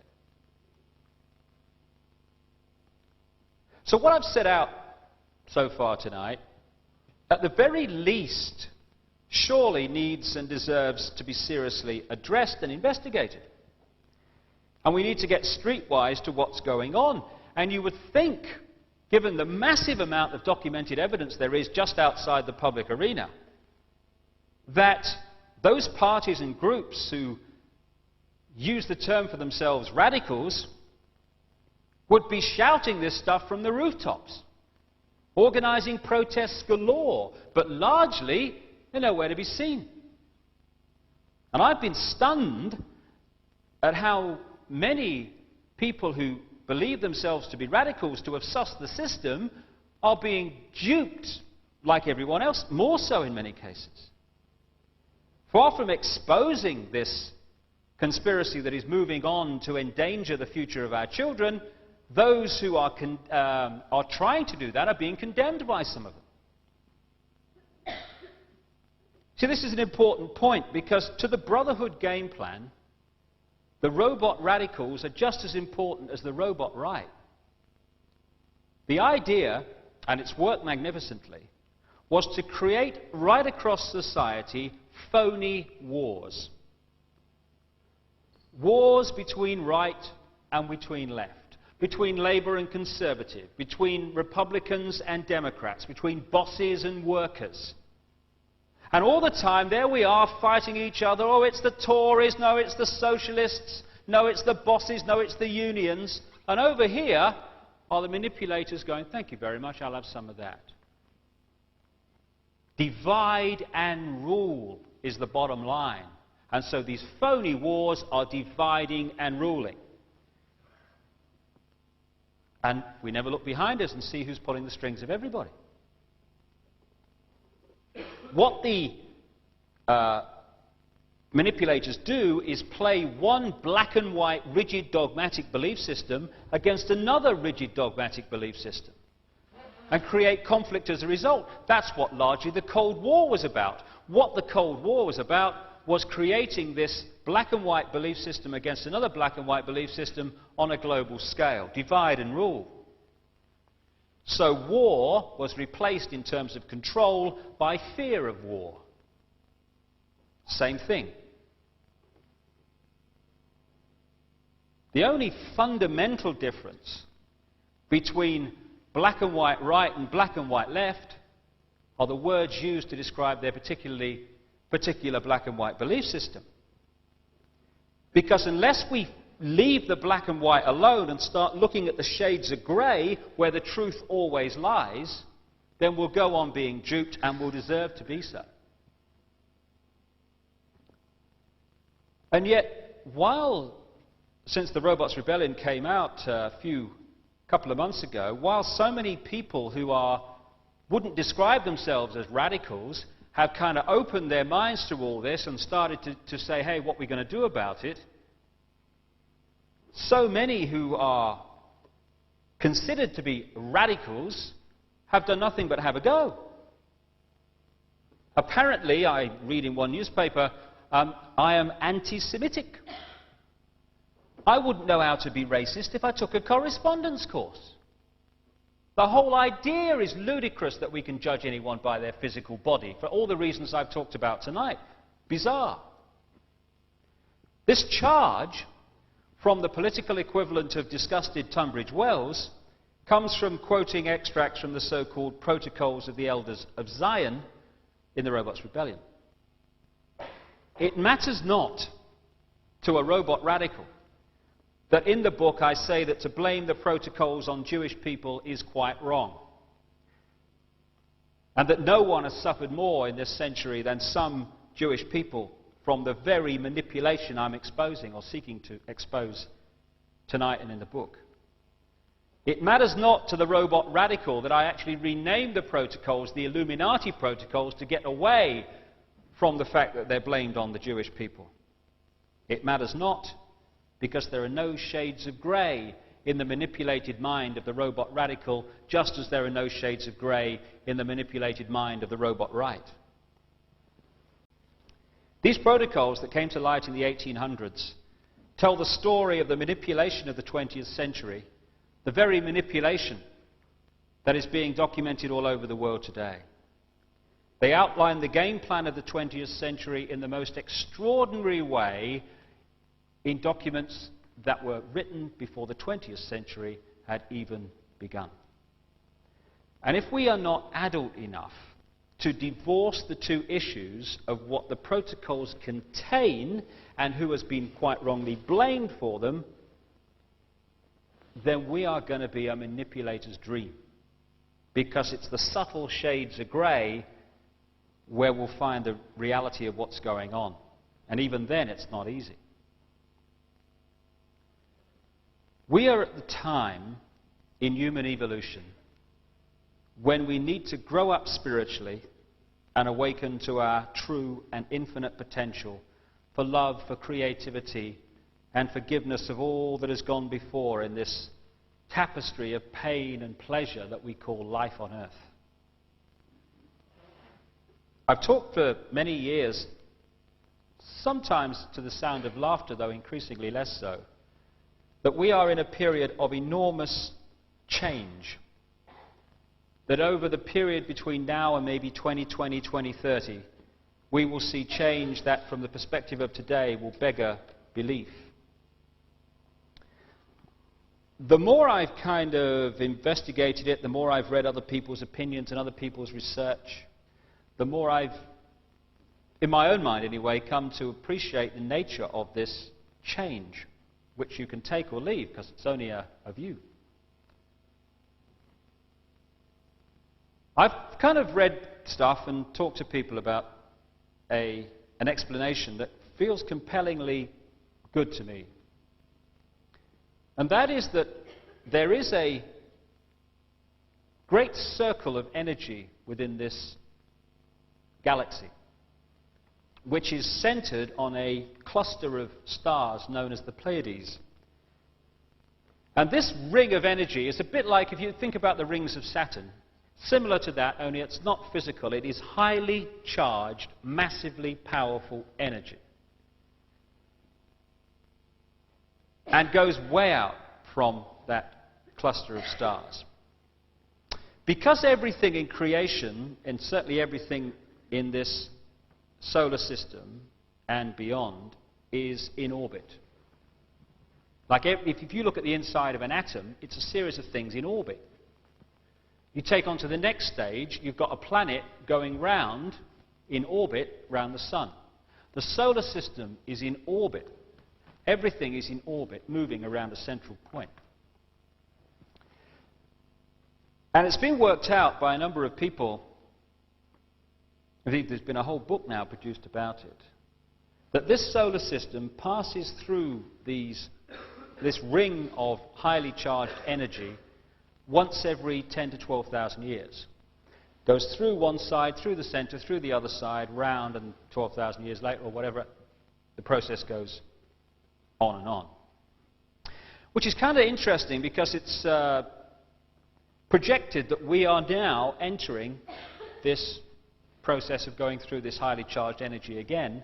And if you go back 10, 12,000 years, the last time we would have gone through this process on the explanation that I'm putting forward would have been the time of the end of this so-called mythical, but I believe very real civilization known as Atlantis. When an energy field, be it a planet or whatever, goes through this beam of highly charged energy, and it's been estimated again it takes about 2,000 years to go right the way through it, that energy field is massively energized and rebalanced. So, if an energy field is massively out of balance, this process is going to move it in vibratory terms very quickly a very long distance, which kind of means all hell's going to break loose, because everything is energy. The weather's energy. Geological events are energy, etc., etc. We are energy. Everything's energy. Everything's thought. So the more out of balance an energy field is, the more severe the implications of this rebalancing process that happens as a natural sequence every 10 to 12,000 years. So whether this process of change, and when you look at the ancient writings and so many common themes through the generations, be it the Native American Indians, be it the Nostradamus thing, be it way back into ancient times, the Maya in Central America, and the early part of this millennium, they're all pointing to a period of great change in the period that we are going into. Now, people may dismiss that, but I'm looking all the time for common themes, and I'm seeing, through the 2,000 to 3,000 letters that I receive every year, people tell me their life stories and what's happening to them.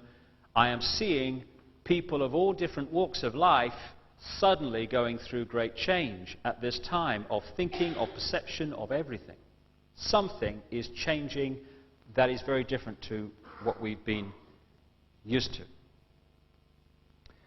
So the more we could balance this energy field called Earth with harmony, with love, as opposed to all the other stuff we see around the world, the less painful will be this great change that we're heading into. This Illuminati game plan that I'm talking about cannot succeed because this process of going through this rebalancing process will bring it to an end. On the other side of it, whatever happens is going to be a very different world and a very much better world.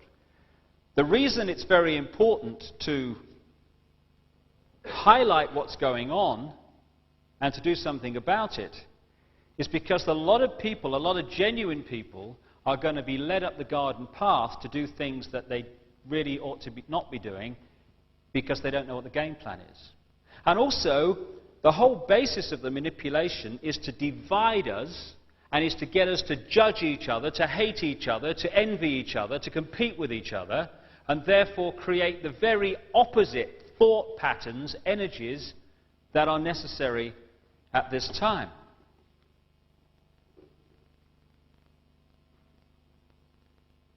The way I kind of see the process of what's happening to so many people in the world now is that when the consciousness becomes incarnate in a physical body, not all of the consciousness is subject to the great limitations of the body. Only that which I'll call the conscious level. What has become known as the subconscious and higher conscious levels of us are not subject to the great limitations of the physical body, and therefore they have a much wider picture. In simple terms, if you saw the conscious level working through the physical body as the spaceman on the moon in the spacesuit, and the subconscious and higher as mission control, you see the symbolic difference between the two. One is experiencing and subject to the pressures of this level, the other one has the wider picture. What kind of happens in this very imbalanced world that we're born into is that the two get divorced from each other. Imagine a spaceman on the moon in the big spacesuit. He's got information coming in through the eyes and the ears that tell him about what's going on immediately around him. That's one source of information and perception. But he's also getting mission control that has the wider picture speaking to him, and so he's got two sources of information, the wider picture of the mission and the localized here and now around him information. Now that's great, that's a great balance, and therefore he's got a perception of the whole picture. What would happen, however, if someone came along and snipped or dramatically reduced the power of his link with mission control? Suddenly, there he is, stuck in this very limiting spacesuit, And the only information that he is receiving in which to perceive and behave and decide is suddenly coming in through the eyes and the ears. It wouldn't be long after that point was reached when his behavior and perception would be dramatically different to what it would have been had mission control been part of his information source. And my feeling is, and the feeling of many other people, is that the pressures of this world de-link us from higher levels of ourselves, and so we become dominated by this information above all else. And who's got control of this information? Our old friends that control the media, the education system, etc., etc. What I feel is happening, and crikey, is it obvious in the letters that I receive every day, is this process of change that's going on as we begin to go into this rebalancing beam of energy, is that this process of resynchronization among those who are open to it is creating the reconnection to oneness, as it's called. All levels of being are entering the perception process, and suddenly, and my goodness, it happened to me in a big way a few years ago. I was going around for a while saying, "Excuse me, what planet is this?" And I get so many letters from people, increasing numbers as the weeks pass, who say, some of them from business people, who say, "How come that all my life I've thought this system and that everything was the way to do it, and I've been dominated by growth graphs and shareholders' profits, and then suddenly I can see it as the sham it is. What's happened? Why haven't I seen it before?" Very constant thing that I get in letters. The answer is, before, dominated. After, resynchronization with other levels of self. Therefore, perception changes, understanding becomes wider. This process is happening among increasingly large numbers of people. It's not made the national news yet because it has to be in letters 10 feet high with knobs on before the national news pick it up.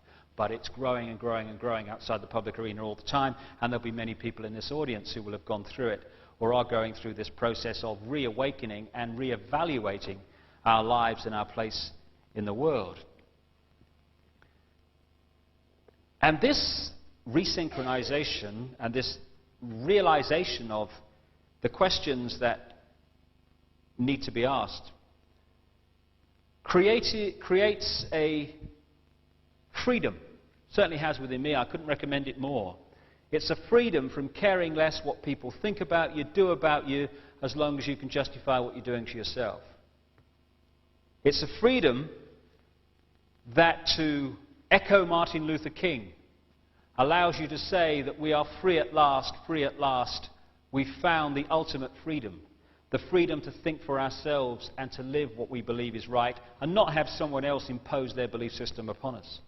It's a freedom that allows you to ignore the ridicule and condemnation and go beyond what is scientifically and politically acceptable, even if people in the short term find it funny. For goodness sake, it's what's politically and scientifically acceptable that is destroying the world.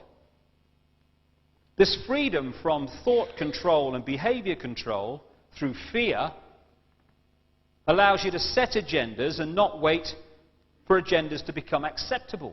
Truth does not become truth only when it becomes acceptable. This world did not become round only at the point where it became acceptable to say it was round. It was always round, even back in the days when you were a loony if you said it was anything but flat. This is a time when we're coming together, both within ourselves and within the world. Coming together to remember who we are, why we're here. A time above all to spread peace and love across the planet in our own lives and out to everyone else. And I don't mean love in the sense that we've come to accept it on earth, which is about I love you if what you do is acceptable to me. It's a love without condition, a love that doesn't seek to possess but seeks to set free.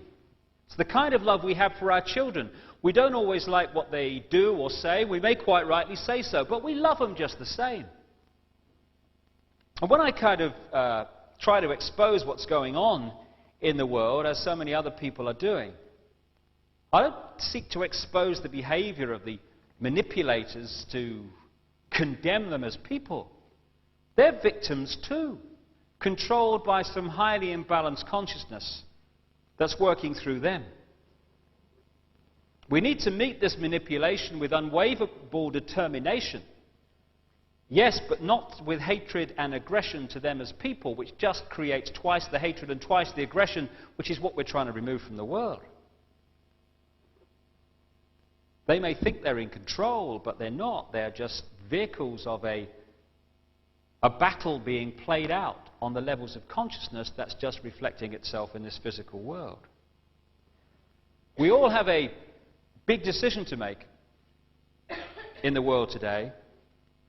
Are we going to make a stand against this manipulation and dedicate the rest of this physical life, and it's only one of an infinite number we choose to have, to speed the emergence of love and freedom in this world? Or are we going to shrug our shoulders, have a good laugh, order another beer, switch over the TV channel, and allow ourselves to become another official microchip implanted robot? If we sit down or look the other way, that's what we're voting for, and more important, that's what we're condemning our children to also. As Edmund Burke said, all it takes for evil for triumph is for good people to do nothing. We are the generations today that are in a point of decision that can allow us to leave our children in nightmare, or be the first generations for goodness knows how long to leave our children a better world than the one we found. We need to open our hearts and our eyes. Through our hearts we can take the spiritual path, projecting love and harmony in the world, but through our eyes we need to be streetwise also to events unfolding around us.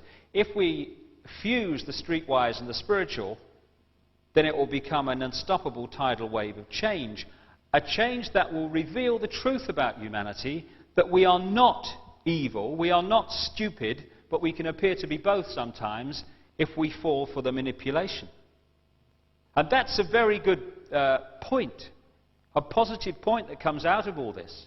I keep hearing when I've tried to say we need a better world, we need this, we need the other. We get this thing, you've probably had it too, you'll never get past human nature, mate. That's the problem, not worth it. But hold on a minute. It's documented in very detailed terms how the two world wars in this century were engineered and manipulated into existence. And these other major wars in the world, that wasn't human nature, that was engineered, manipulated human nature. Human nature in its true form is very different to the one we are supposed to accept as the case. This assault on human freedom, such as the criminal justice bill in this country, is not only curbing freedom of those that it appears to be aimed at, people like the homeless and the travellers, it's part of a sequence to suppress all peaceful protest. If they'll take away the freedoms of travellers and the homeless, they'll take away the freedoms of anyone when it suits the plan, even those in the leafy lanes of suburbia. As one victim of the Nazis said, first they came for the communists, and I did not speak out because I was not a communist. Then they came for the trade unionists, and I did not speak out because I was not a trade unionist. Then they came for me, and there was no one left to speak out for me. More than anything, I feel we need to let the divisions between us fall away. These phony wars and phony divisions that are created to divide us, because they're not real divisions, they've been manufactured on the classic principle of divide them and then you can rule them. The engineered wars and the divisions of race, of colour, of country, class, income bracket and all the others we constantly invent. The us and them is precisely the situation that the manipulators want right across society. If we're going to sort this out, that us and them must become we. After all, we're all aspects of the one consciousness. I am you, you are me, I am everyone, and everyone is me. The divisions are just a physical illusion as part of the experience. Those who manipulate are not invincible. The power is their secrecy and public apathy. The secrecy is now being unveiled and the game plan revealed. The public apathy is up to everyone to remove. As Gandhi said towards the end of British rule in India, although the British didn't realize it at the time, 100,000 Englishmen cannot control 300 million Indians if those Indians will not cooperate. And it's time, well past the time, surely, when we cease to cooperate with the manipulation that is seeking to imprison us and more than ever imprison our children. And if there's one urgent message to get across to the people of the world today, it is open your eyes and get off your knees. We're on the threshold at this time of incomprehensible change. And when you think of all the wonderful things that happen in the world and in people's lives and the wonderful people and the wonderful things that people do, even against this background of engineered conflict that I've been talking about, think what the world will be like when all that engineered situation is removed and humanity can express its true glorious self. That's the world that awaits us. And it's nearer than we think.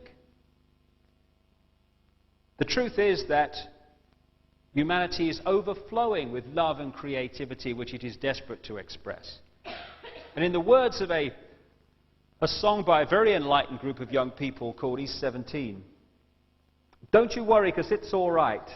Don't you worry, child of light. We are the seed, a brand new breed. We'll succeed, our time has come.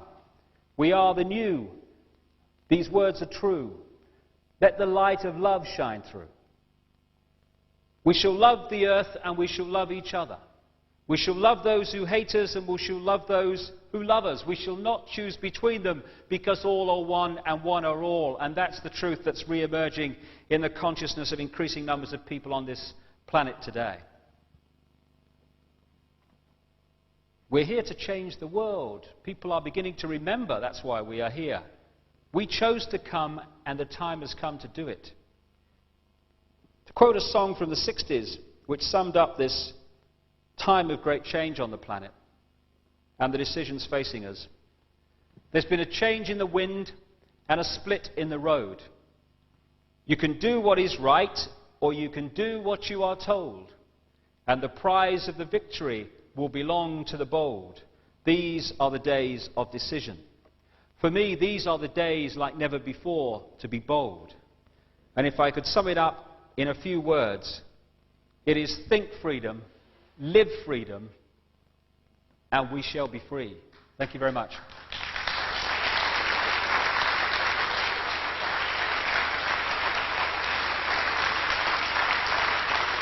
Thank you.